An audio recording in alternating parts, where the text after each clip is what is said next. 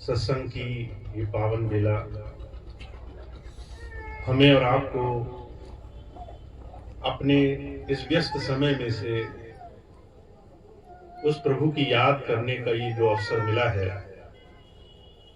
ये हमारे जीवन में बहुत भाग्य से, परमात्मा की कृपा से ही हमारे जीवन में हो पाता है। आज हम संतों महापुरुषों के जीवन में उन्होंने क्या हमें बताया है, कैसे हमें हमारे जीवन में प्रभु से जोड़ने का रास्ता दिया है, इसको थोड़ा महापुरुषों के ही नजरिए से समझने का प्रयास करेंगे। जब से हमने होश संभाला, जिस जाति, कुल, धर्म, संप्रदाय में हम जन्मे, हम सबको ये भेद, ये रास्ता बताया गया कि हमारे जीवन में एक प्रभु शक्ति है, एक परमात्मा की ताकत है, जो हम सबके जीवन में, हमारे जीवन का पूरा आधार है। हम सब इस संसार में अपने समय में जी रहे हैं ताकि अपने संसार का लेना देना, भोग, कर्म जगत के संसार के बंधन पूरे कर सकें। पर एक दिन ऐसा आएगा जब संसार से जाना होगा। उस दिन जिनका प्रभु से जुड़ाव हो गया, जो प्रभु से मिले हुए हैं, उन्हें मोक्ष की प्राप्ति होगी, निर्वाण पद की प्राप्ति होगी। जन्म मरण छूट जाएगा, जन्मों जन्मांतरों के कष्ट मिट जाएंगे, बार बार इस संसार में आना जाना उनका समाप्त हो जाएगा। दुनिया का हर एक धर्म, दुनिया का हर एक मत, दुनिया का हर एक संप्रदाय उस प्रभु के इस भेद की बात बता रहा है। चाहे आप बुद्ध धर्म को जानने की कोशिश करें, जैन धर्म को जानने की कोशिश करें, सिख धर्म को जानने की कोशिश करें, हिंदू धर्म को, सनातन को, यहां तक कि अगर नास्तिक के जीवन को भी जानने की कोशिश करें, तो दुनिया का हर एक इंसान अपने जीवन में सुबह से लेकर शाम तक पूरी मेहनत से लगा हुआ है ताकि जीवन में उसे रास्ता मिल जाए। पर जब जब महापुरुष आए, संत आए, जब ऐसे अनुभवी फकीर संसार में आए जिन्होंने प्रभु को अंतर में, आध्यात्म को जाना, अभ्यास किया, अपने जीवन में ध्यान को समझा और ध्यान से उस प्रभु से जुड़ गए, तो उन्होंने जीवन में इससे कुछ अलग बात की है। जब आप संतों महापुरुषों को, फकीरों को सुनेंगे तो आप पाएंगे उन्होंने उस प्रभु का जीते जी दर्शन करने की बात की है। जैसे हम एक दूसरे को देख सकते हैं, ऐसे उस प्रभु का दर्शन, उस प्रभु से जुड़ाव हमारे जीवन में हमारे बंधन काटता है। दुनिया की कोई भी चीज, दुनिया का कोई भी बाहरी साधन ऐसा नहीं है जो आपके जीवन के बंधन काट सके। अब बंधन क्या है, इस बात को हमारे स्वामी जी महाराज ने जब वेदों का अनुवाद किया तो उन्होंने सनातन धर्म के आधार पर इसे समझाने की कोशिश करी। हमारे स्वामी जी महाराज कहते हैं, दुनिया का हर एक इंसान अपने परिवार में जब उनके यहां कोई बच्चा होता है तो उस बच्चे को सिखाने की कोशिश करता है, वो अपने जीवन में हर एक चीज का सही उपयोग कैसे जानेगा। पहले हम बच्चों को अपने आप सिखाने की कोशिश करते हैं, ये बड़ा है, ये छोटा है, इससे प्यार से बात करो, कैसे हाथ जोड़ करके नमस्कार करो। जब वो बच्चा 2-3 साल का होता है तो हम उसको स्कूल भेज देते हैं ताकि स्कूल में और सीख सके और जो भी उसे इस संसार में गुण धर्म मिले हैं उसका सही उपयोग कर सके। हम सिखाते हैं उसको शिष्टाचार। जब वो स्कूल में जाता है तो स्कूल में उसको बुद्धि, ज्ञान, विवेक का इस्तेमाल करने की कोशिश सिखाई जाती है। कैसे वो बच्चा जीवन में हर एक चीज को समझे और उसका इस्तेमाल करना सीखे। पर वेद और शास्त्र एक बात कहते हैं, इतना सब जानने के बाद भी अगर तुम देखोगे तो एक इंसान अपने मन को नहीं जान पाया है। अपने मन को कैसे सही तरीके से उपयोग में लाना है, यह तरीका उसे नहीं आता है। आप कई बार अपने आप को कहते हुए पाओगे, जब संसार में सुख और दुख में आप कहीं फंस गए तो आपका मन आपके हर एक काम की अच्छे और बुरे की परख करेगा। अगर आप कहीं फंस गए, दुख आ गया, कोई चीज आपको परेशान कर रही है, तो आपका मन ही निर्णय करेगा कि क्या अच्छा है क्या बुरा है। और इस मन को सिखाने की कला हमारे इस संसार के बाहरी ज्ञान में हमें सिखाई नहीं गई। ये मन आदतों का गुलाम है। अगर बचपन से ये इस आदत में बड़ा हुआ है कि हम गरीब हैं, दरिद्र हैं, दुखी हैं, बीमार हैं, परेशान हैं, तो ये मन उस नजरिए से संसार की हर एक चीज को परखता है।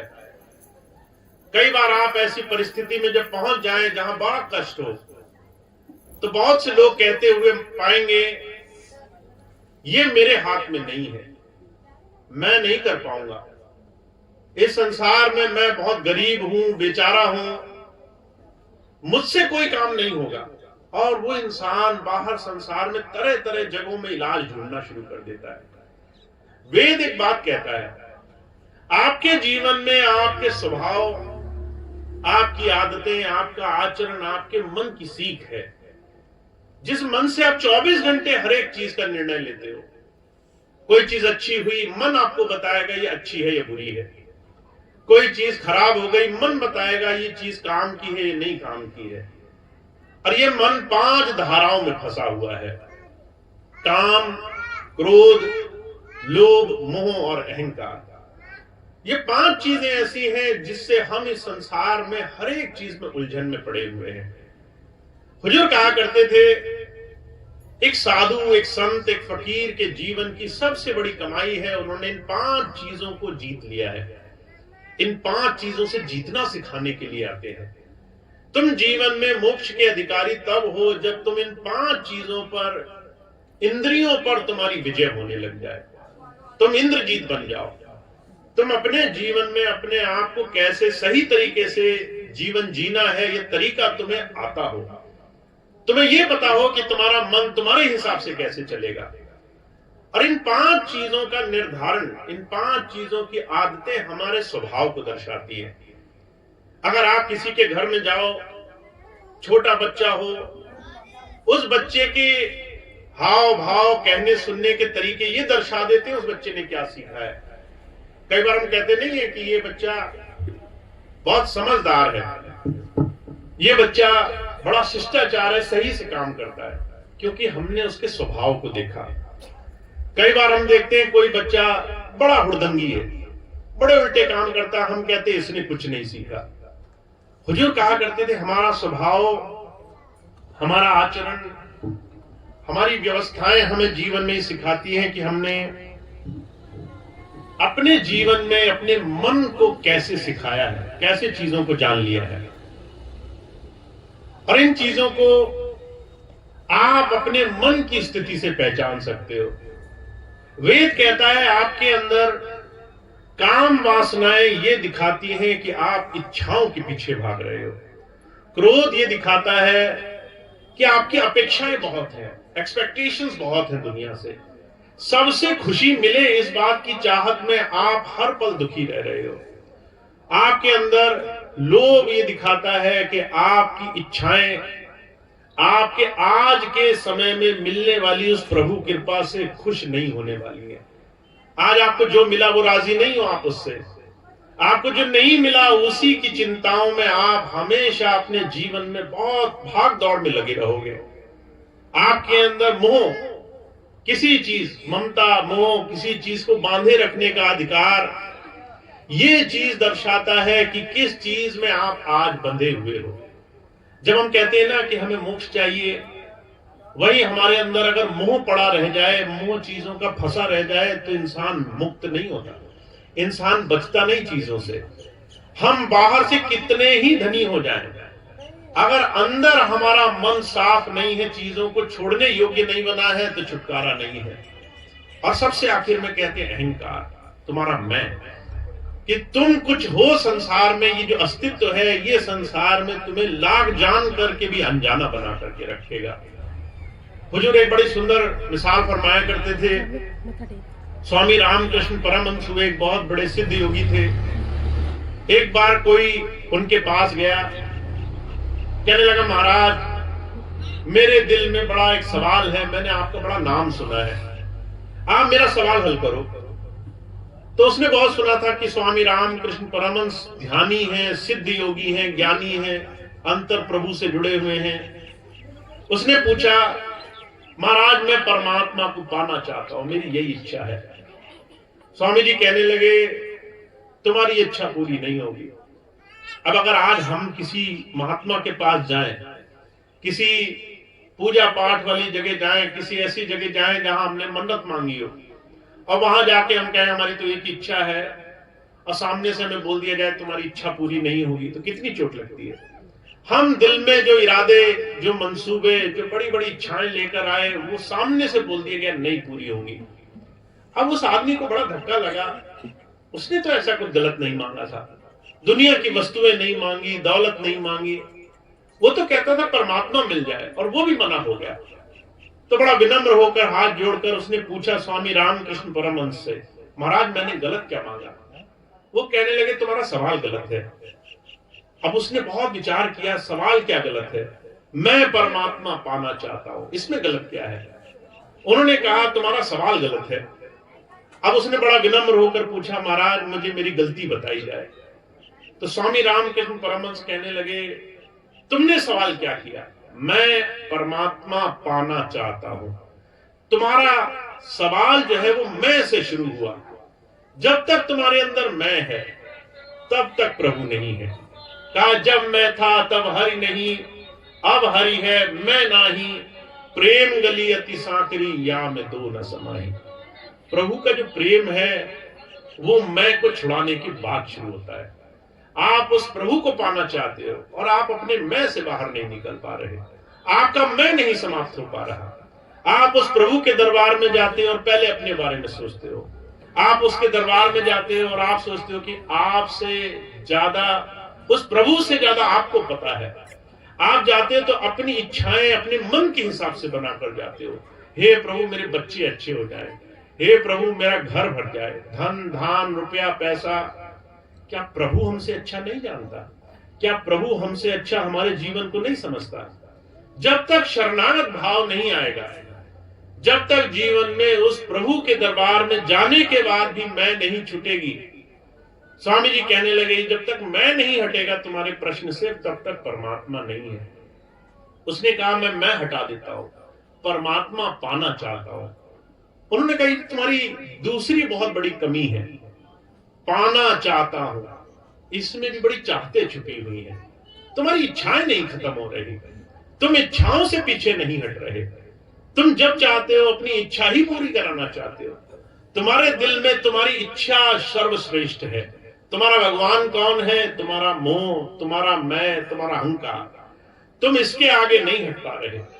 जब तक तुम बाहर हजारों जतन करो और तुम्हारे अंदर के 5 धारणाएं धीरे धीरे तुम्हारा हाथ न छोड़ने लगे, काम न छोड़े, क्रोध न छोड़े, ईर्षा अहंकार धीरे धीरे कम न हो, शरणागत न हो, विरह न उपजे, अंदर से आंसू न बहे उस प्रभु के लिए। हुजूर कहते हैं जब तक तुम्हारे अंदर की सफाई नहीं होगी तब तक तुम उस प्रभु के पास कैसे पहुंचोगे? तब तक उससे मांगने के योग्य भी कैसे बनोगे? तब तक तुम उस प्रभु को सिर्फ जबानी तौर पर याद कर रहे हो। उस प्रभु को याद करने के लिए अपनी चाहनाएं कम करनी पड़ती है। पहले उस प्रभु के दरबार में शरणागत होना पड़ता है। तुम जो चाहते हो उसको पीछे रखो और उस प्रभु को आगे रखो। पहले उस प्रभु की याद तुम्हारे दिल में स्थान करे। जब ये बात कही तब उसको समझ में आया कि मैं गुरु जी के पास आया जरूर, पर मैं अपनी इच्छाएं लेकर आया। मैं गुरु जी का होने के लिए नहीं आया। मैं किसी पंथ से, मत से, धर्म से कुछ सीखने के लिए नहीं आया। मैं तो अपनी इच्छाएं लेकर आया था।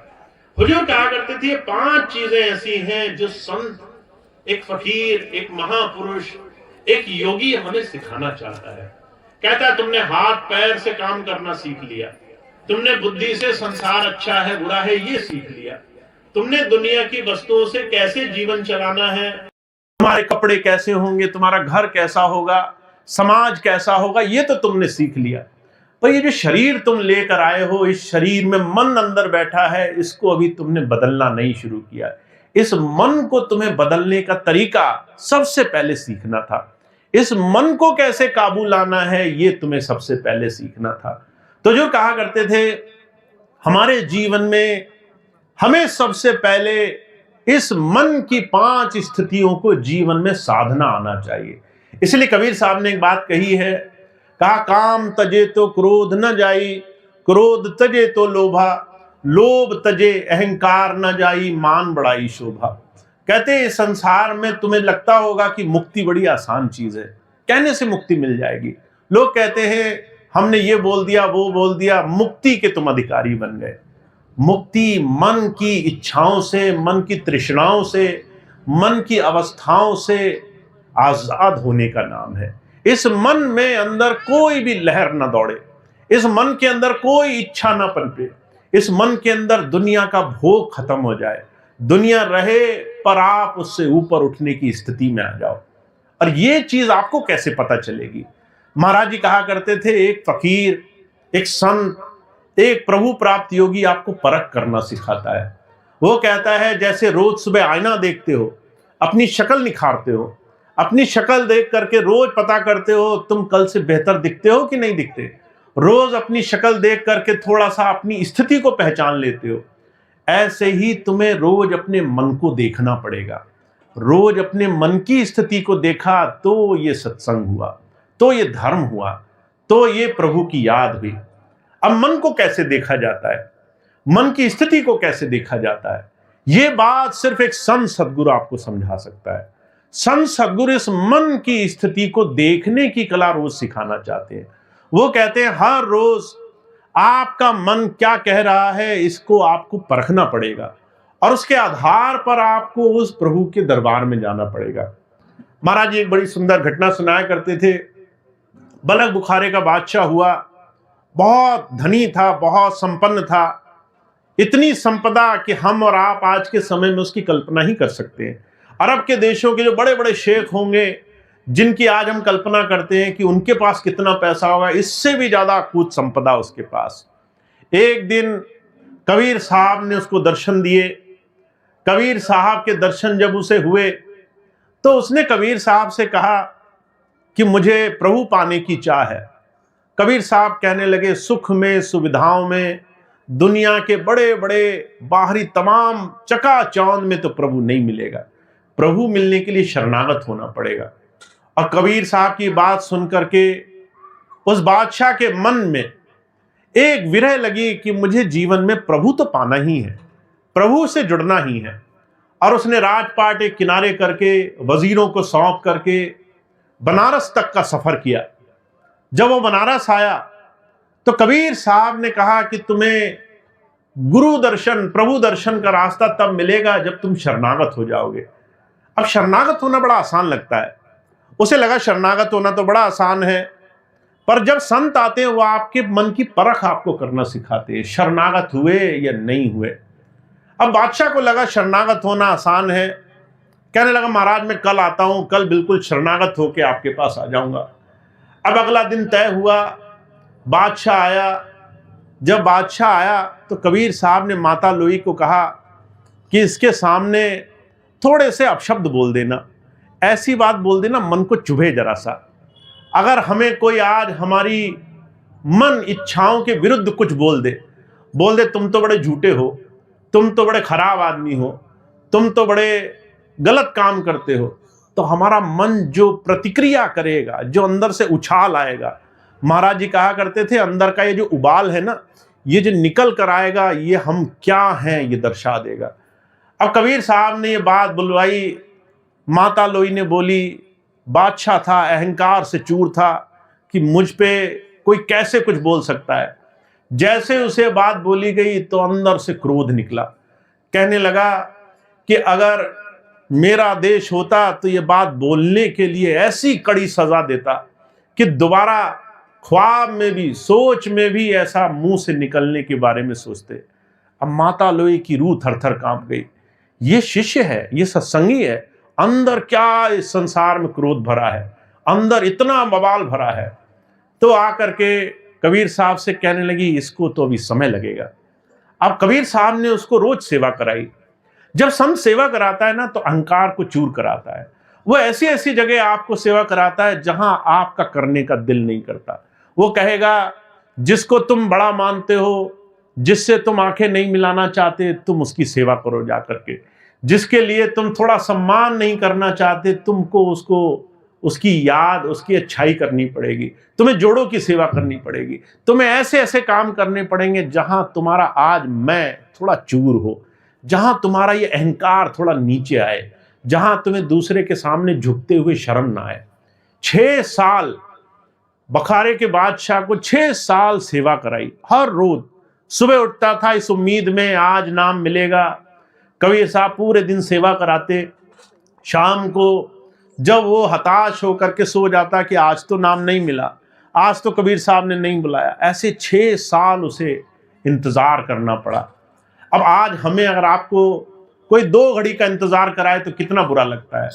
अगर कोई हमें 2 घड़ी कह दे कि यहाँ खड़े रहना है, हमारा सब्र कितना रह जाता है, हमारा अंदर का सदक कितना रह जाता है, सच्चाई कितनी रह जाती है।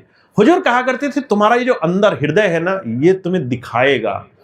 तुम संसार में काम से, क्रोध से, ईर्ष्या, द्वेष, अहंकार से, या फिर उस प्रभु के प्रेम से भरे हो।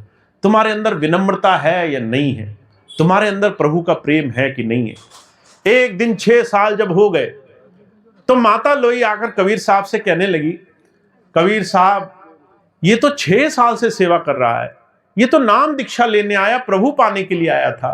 आपने तो एक बादशाह को इतनी बुरी स्थिति में डाल दिया। अब बेचारा गरीबों की तरह रहता है, वही रूखा सूखा खाता है, वही जो है बड़े कष्ट का, तकलीफ का जीवन जीता है। कबीर साहब कहने लगे कि नाम के लिए अभी इसको शरणागत होना बाकी है, अभी इसके मन का भाव नहीं गया। अब माता लोई को यकीन नहीं हुआ। 6 साल बहुत लंबा समय होता है। उन्होंने कहा, आप मुझे दिखाओ इसकी हालत क्या है। कबीर साहब ने उसे फिर बुलावा भेजा। कहने लगा, कल सुबह नहा धो के आना, तुम्हें नाम दीक्षा मिल जाएगी। अब बादशाह बड़ा खुश हुआ, 6 साल की तपस्या फल उसका मिलने वाला था। वो अगले दिन सुबह गया नहा धो के।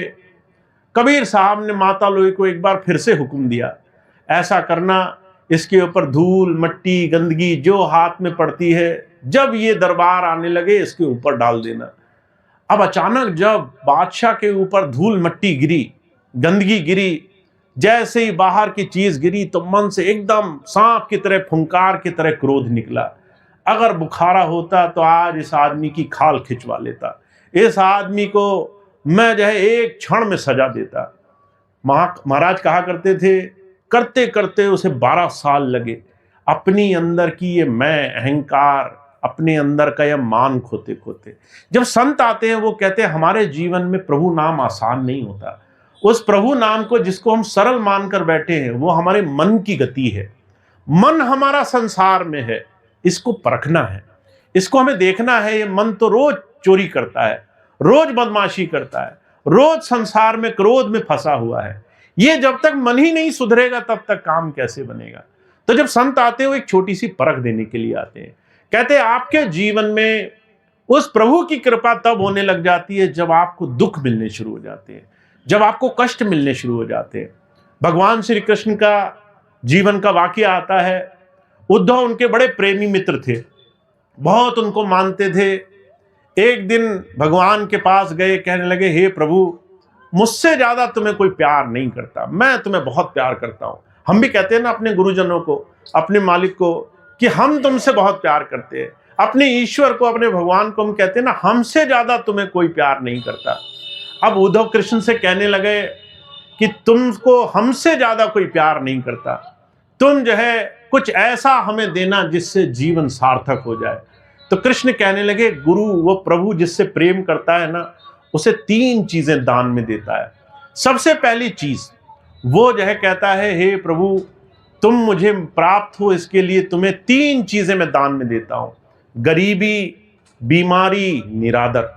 तुम्हारे जीवन में तुम्हें दुख आए, और जब हमारे जीवन में हमें दुख आता है, आप देखिए आज हमारे जीवन में अगर दुख आए तो सबसे पहली स्थिति क्या निकलती है, हम अपने दुख में किसके सामने झुकेंगे ये हमें अपने जीवन से एहसास होता है। जब कष्ट आता है तो किसके सामने जाकर के हम जाएंगे, किसका भरोसा मानते होंगे। जब हम दुख आएगा तो हम पहले पति पत्नी की तरफ देखेंगे, माता पिता की तरफ देखेंगे, हम अपने भाई बंधु की तरफ देखेंगे, रिश्ते नातेदार, कोई समाज का बड़ा आदमी उसकी तरफ देखेंगे। हुजूर कहा करते थे ये भरोसा है, आपको दुनिया के भरोसे अभी हैं, आपको दुनिया की अपेक्षाएं हैं, आप दुनिया से उम्मीद लगाकर बैठे हो। जब तक दुनिया है तब तक प्रभु की क्या जरूरत है आपको। जब तक संसार की चीजें हैं आपका सहारा बनने के लिए, तब तक हम प्रभु के दरबार में कहां झुकेंगे।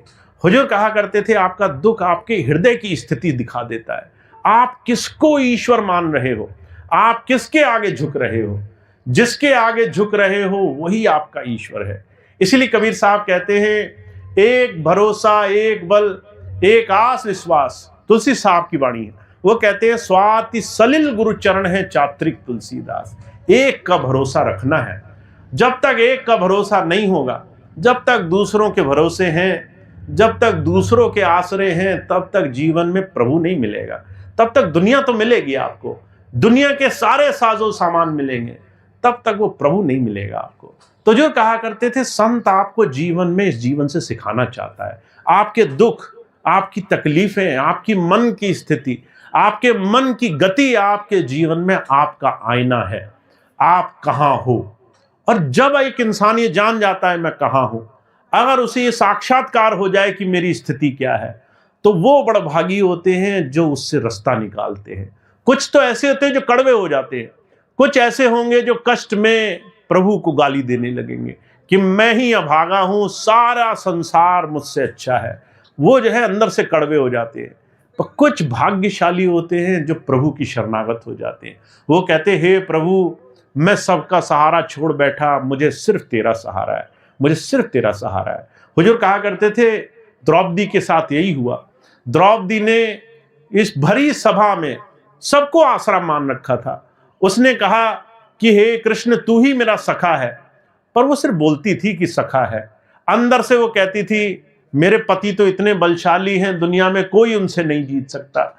मेरे पितामह, मेरा कुल, मेरा परिवार इतना बलशाली है, कोई मुझे हाथ तक नहीं लगा सकता, कोई जो है मेरा टस से मस नहीं कर सकता। ये दुनिया के सहारे ही हैं, दुनिया के भरोसे हैं। दुनिया के भरोसे से जब तक इंसान रहता है तब तक उसे अंधेरा रहता है। तो हुजूर कहा करते थे, आपका जीवन, आपके दुख तकलीफें, आपका कष्ट, ये आपके जीवन में आपको किसके आसरे रहना है ये सिखा देगा। इसलिए हमारे स्वामी जी महाराज आध्यात्म की एक बहुत सुंदर सीढ़ी समझाते हैं। कहते हैं, आपके जीवन में आप कष्ट से कभी भागना मत। कहा, दर्द को पीयूष मान, जो दर्द को पीयूष मान मुस्कुरा के पी गए, वो मृत्यु से मरे नहीं शमशान शा के जी गए।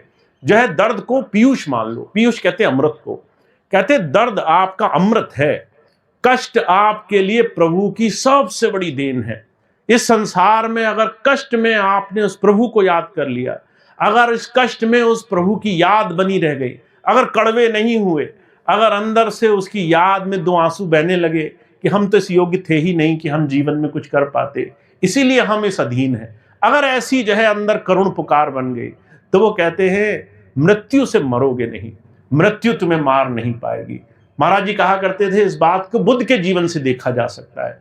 बुद्ध का एक बड़ा प्रेमी शिष्य था, पूर्ण उसका नाम था, बहुत सेवा करी, अधीन हो गया, गुरुजी के चरणों में पड़ा रहता था।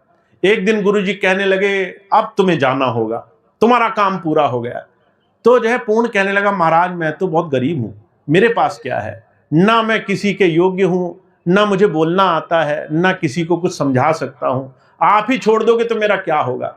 तो बुद्ध कहने लगे, 3 सवालों के जवाब दो मेरे। पहला सवाल पूछा बुद्ध ने कि मैं तुम्हें यह आदेश देता हूं, लोगों को सत संदेश सुनाओ, लोगों को गुरु की बात सुनाओ, प्रभु की बात सुनाओ। तो जो है बुद्ध कहने लगा, अगर मैं गया लोगों के बीच में तो लोग तो मुझे बड़ा नाराज होंगे, लोग तो मेरी बात सुन करके मुझे बहुत कोसेंगे, बहुत बुरा भला कहेंगे। तो जो है बुद्ध ने पहला सवाल किया, जब लोग तुम्हें कोसेंगे तो तुम क्या करोगे? तो जो है पूर्ण ने बहुत विचार किया, मैं क्या कर सकता हूं, मैं तो गरीब आदमी, अकेला आदमी, मैं बोलूंगा किसी को और आप जैसे प्रेमी जन अगर मुझ पे नाराज हो गए तो मैं क्या कर पाऊंगा, मैं तो अकेला हूं। बुद्ध ने जब ये बात कही तो पूर्ण ने बहुत सोचा और जवाब दिया। कहने लगा, महाराज मैं तो आप ही से प्रार्थना कर सकता हूं, मैं क्या करूंगा, 1000 लोगों से कैसे लड़ूंगा तो मैं तो आपसे यही प्रार्थना करूंगा कि हे मालिक, शुक्र है सिर्फ जबान से ये लोग मुझे बुरा बोल रहे हैं, ये लोग कम से कम मुझे मारने तो नहीं आए, मारते तो कितना बुरा हो जाता, तब तो मेरे जो है प्राणी संकट में आ जाते। बुद्ध बहुत हंसे।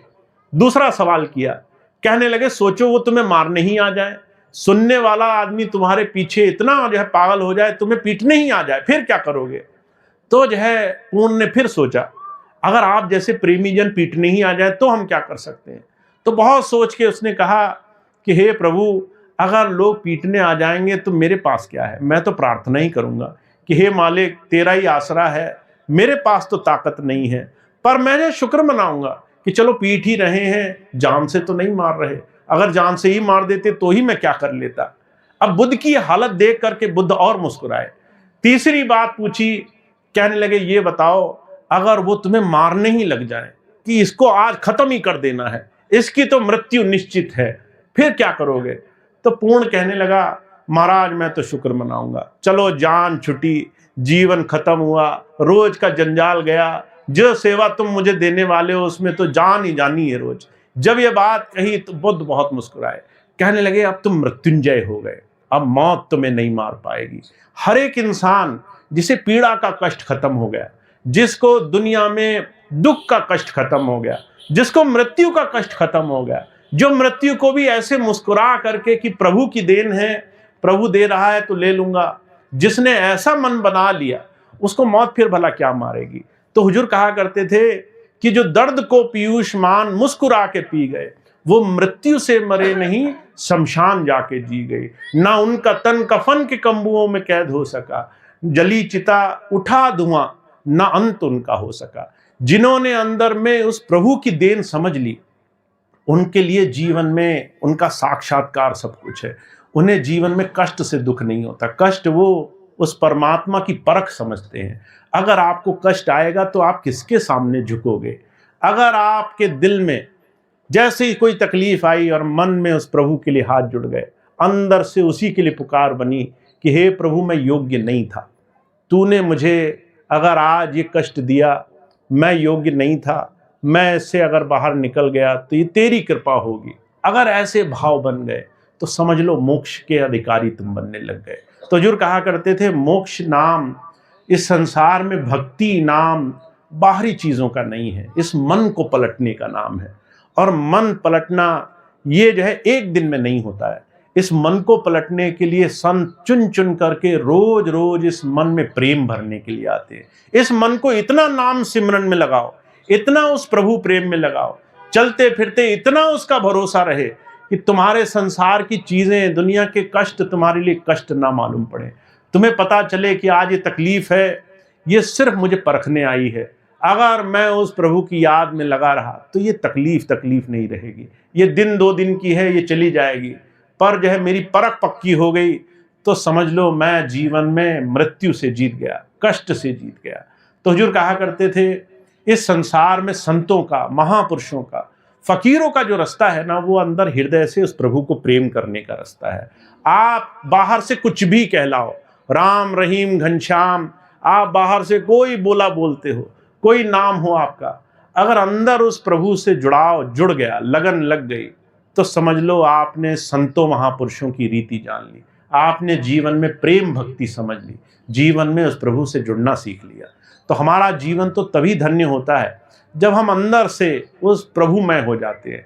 हम बाहर से कैसे भी रहें, हम बाहर का कैसा भी जीवन हो, अंदर से हम सुखी और संपन्न रहते हैं, अंदर से आनंद हम रहते हैं। तो इसीलिए दुनिया के हर एक महापुरुष ने एक ही बात कही है कि तुम्हारी परख तब होगी जब कष्ट आएगा उस वक्त तुम आनंद मनाओगे या कड़वे हो जाओगे, ये तुम्हें देखना है। इसी बात को सच्चे पातशाह गुरु नानक देव जी महाराज ने कहा है, कहा जिस मरने से जग डरे मेरे मन आनंद, कब मरूं कब पाऊं पूर्ण परमानंद।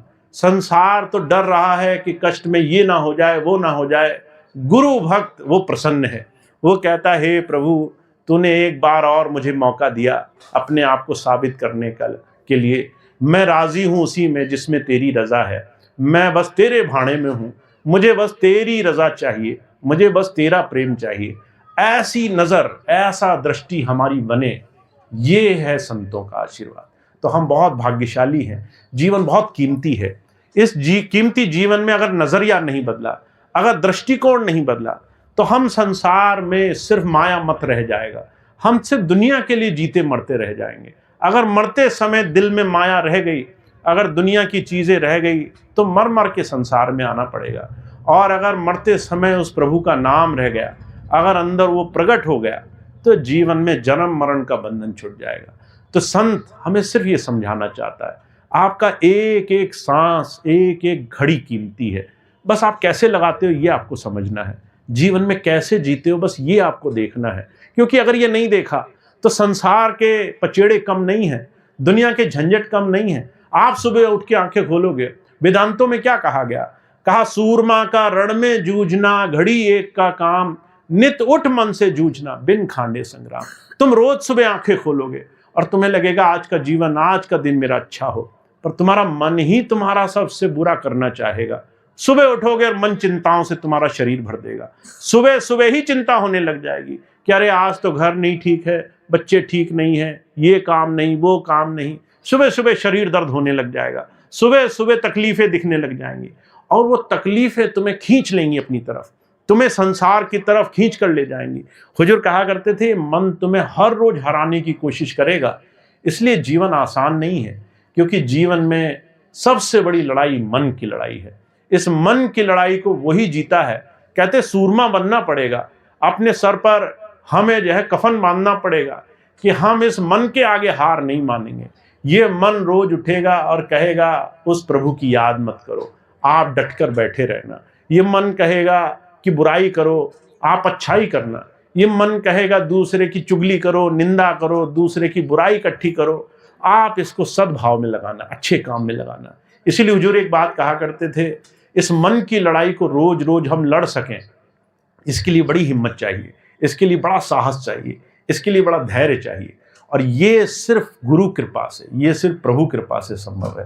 तो आप बहुत भाग्यशाली हैं, इतना सुंदर जीवन आपको मिला हुआ है, प्रभु की बहुत देन है। एरिस्टोटल एक बहुत बड़े दार्शनिक हुए हैं, उन्होंने कहा कि आपके जीवन में जो आज है वो पर्याप्त है या नहीं है, ये इस बात का दर्शन है कि आपके जीवन में आप कैसे जियोगे। अगर आप हर रोज सुबह आंखें खोलते हो और आप कहते हो हे प्रभु तेरा शुक्र है, इतना सुंदर जीवन दिया, मुझे हाथ पैर बख्शे, एक और दिन दिया, सुंदर माता पिता भाई बहन बच्चे, अच्छा जीवन, खाना पीना, लोग सम्मान करने वाले हैं, प्रेम करने वाले हैं। संसार में अभी इसी क्षण हजारों लोग ऐसे हैं जिनको ये सब कुछ नसीब नहीं है। लोगों के पास शरीर अच्छा नहीं, बीमारियों से लोग जो है तरह तरह की तकलीफों में भरे पड़े हैं, अस्पतालों में हैं, लोगों को रोग लगे हुए हैं बड़े बड़े। हे प्रभु तेरा धन्य है, मैं उससे तो 1000 दर्जे बेहतर हूँ, इस जीवन के लिए तेरा शुक्राना है। तो एरिस्टोटल कहते हैं नजरिया अपनाओ, क्योंकि तुम्हें जो मिला है, अगर उस दिन उसका शुक्राना पहले किया जो तुम्हें मिला है, तो तुम्हें जो नहीं मिला वो भी मिलने में देर नहीं लगेगी। और अगर तुम्हारी नज़र बस इस पर रही कि मुझे तो कुछ भी नहीं मिला, तो जो तुम्हें मिला है ना वो भी धीरे धीरे जाता रहेगा। तो जीवन प्रभु की मौज है, उसको उसकी मौज से जीना जिसने सीखा है उसका जीवन धन्य है। तो आप और हम ऐसी मौज पा सकें, हमारा नज़रिया बदले, जीवन को तरीका जीने का हम बदल लें, इसको सेवार्थ में जिएं। कुछ अपने लिए तो सब करते हैं, कुछ किसी और के लिए करें, ऐसा मन बदल जाए, तब तो जीवन का आनंद है। तो ऐसे जीवन को जब हम बना लेंगे तभी जीवन की महानता है, तभी जीवन की विशेषता है।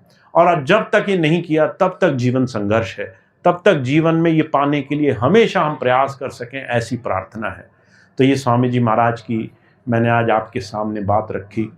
सत्संग सिर्फ इतना ही है गुरु का कि आपके जीवन में आपका मन पलटना चाहिए, आपके मन की गति उल्टी होनी चाहिए। आप रोज सुबह उठोगे और रोज सुबह परखने का मौका मिलेगा मन को, मन क्या है, और रोज मन में आपकी स्थिति क्या है आपको दिखेगी। अगर मन में कामनाएं चल रही हैं, इसका मतलब है कि तुम अभी इच्छाओं के गुलाम हो। अगर क्रोध चल रहा है, इसका मतलब तुम्हारी एक्सपेक्टेशंस नहीं छुट रही हैं। घर परिवार बच्चे इससे उससे सबसे सुख पाना चाहते हो, पर बदले में देना कुछ नहीं चाहते। कहते तीसरी चीज, तुम्हारा क्रोध नहीं जा रहा, उपेक्षा नहीं जा रही। तुम सोचते हो कि लोग तुम्हारे हिसाब से चले, नहीं चल पा रहे तो तुम्हें गुस्सा आ रहा है। कहते चौथी चीज, मोह नहीं छूट रहा तुम्हारा, तुम चीजों को पकड़ कर बैठे हो जैसे हमेशा साथ बनी रहेंगी। और सबसे आखिर में अहंकार, तुम्हारा मैं नहीं छूट रहा।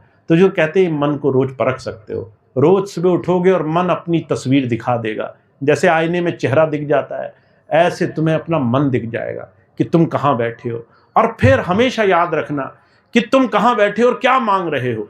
अगर तुम अपनी स्थिति नहीं बदलोगे तो उस प्रभु की कृपा की पात्रता नहीं आएगी। तो हमारे स्वामी जी महाराज तो एक ही बात कहते हैं आप जब समझ जाओ कि मन आपको कहाँ ले जा रहा है और आप हमेशा उस प्रभु से क्या पुकार करते हो, हे प्रभु मुझे शौर्य दे, धन दे, समृद्धि दे, और आप यहाँ हो जहाँ मन तरह तरह की इच्छाओं में गुलाम में पड़ा है, तो इसका मतलब है दो चीज़ें एक साथ नहीं चलेंगी।